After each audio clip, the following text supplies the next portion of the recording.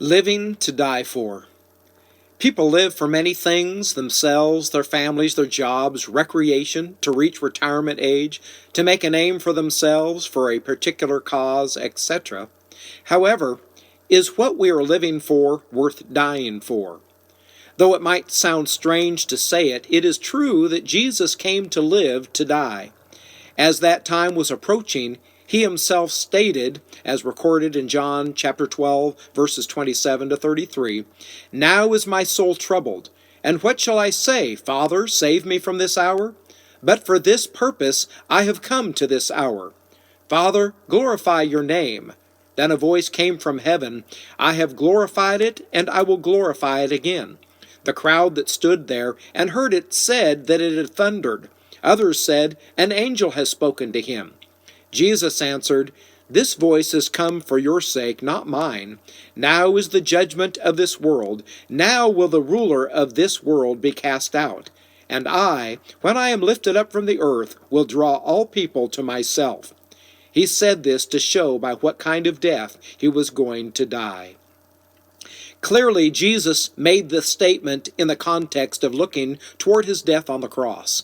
And considering he loved us enough to die for us while we were yet sinners, Romans 5:8, what marks our response to him? Since he had our eternal salvation in mind, what has become the major focus of our life?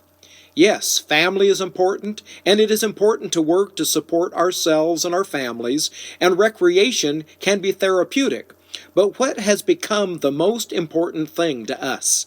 Are we focused in life on that which is of an eternal nature, so it being worth living for, it is also worth dying for?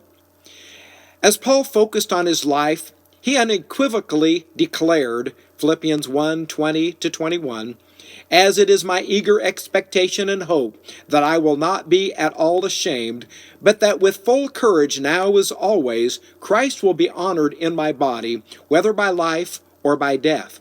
For to me to live is Christ, and to die is gain." Paul's supreme goal was for Christ to be honored through him, whether it was by the manner in which he lived or the manner in which he faced death. Paul clearly understood Christ died so that life in this realm would not be all there was to his existence. Are we living with a similar focus?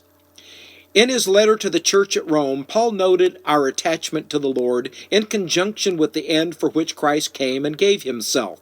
We read, Romans 14, verses 7 through 9, "For none of us lives to himself, and none of us dies to himself. For if we live to the Lord, and if we die to the Lord. So then, whether we live or whether we die, we are the Lord's. For to this end Christ died and lived again, that he might be Lord both of the dead and of the living." Understanding death is not the end. To what end are we living? Christ lived, but then died to live again, to be our Lord in life and in death as we are eternally his. Regardless of our varied life experiences, may we live for him and so be ready for the gain of death only found in him. Have a great day, living to die, to live as the Lord's.